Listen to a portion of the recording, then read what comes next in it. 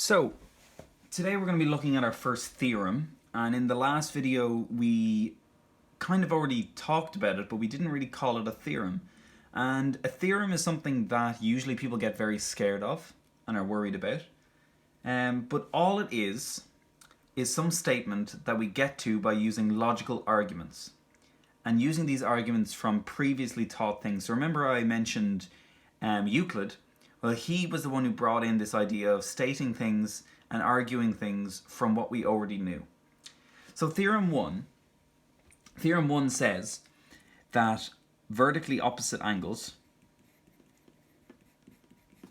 alright, opposite is 1s, yes, opposite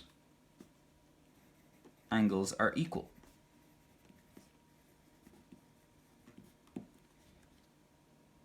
So that means that when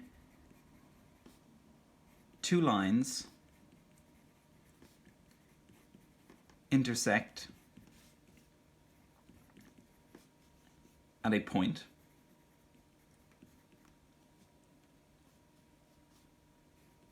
then the angles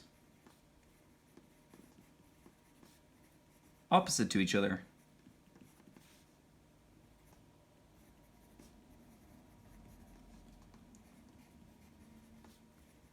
are equal.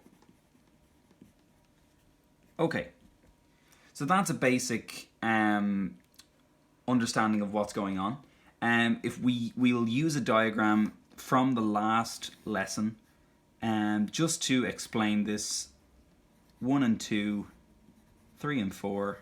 If you haven't watched the previous video, I would advise doing it because it'll help you understand what's going on now. And this notation that we learned the last day, which is the size of the angle 1. Sorry, I have my numbers wrong. The size of angle 1 is equal to the size of angle 2, and then the size of angle 3 is equal to the size of angle 4. Okay. So that's what we're trying to prove. So this is just the statement of the theorem. Now we're going to prove it. The proof of this theorem is pretty easy. We always lay out our proofs in the same way. So we're given something, and we're going to be given two intersecting lines. Two intersecting lines, and we want to prove that angle 1 is equal to angle 2. So we've got, this is what our diagram looks like. We've got some sort of a intersecting line. We've got angle 1 here, angle 2 here, and then we've got some other angle here called 3. Okay. So we now write proof. We know from the last axiom, axiom 3, that angle 1, the size of angle 1, plus the size of angle 3 is equal to 180 degrees.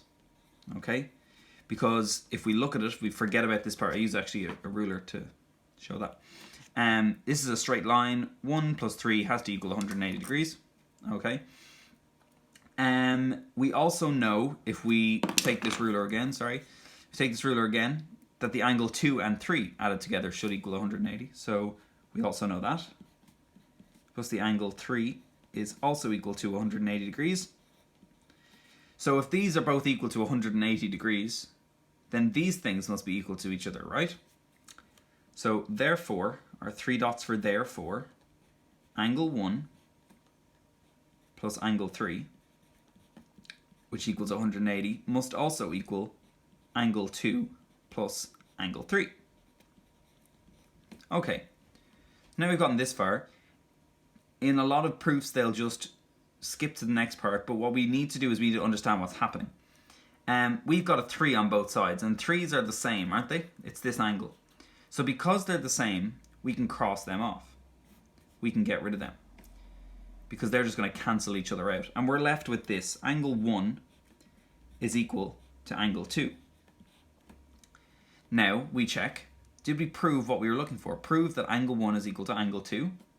Well, we've proven that angle 1 is equal to angle 2. And then you end off with QED, and that is your theorem 1.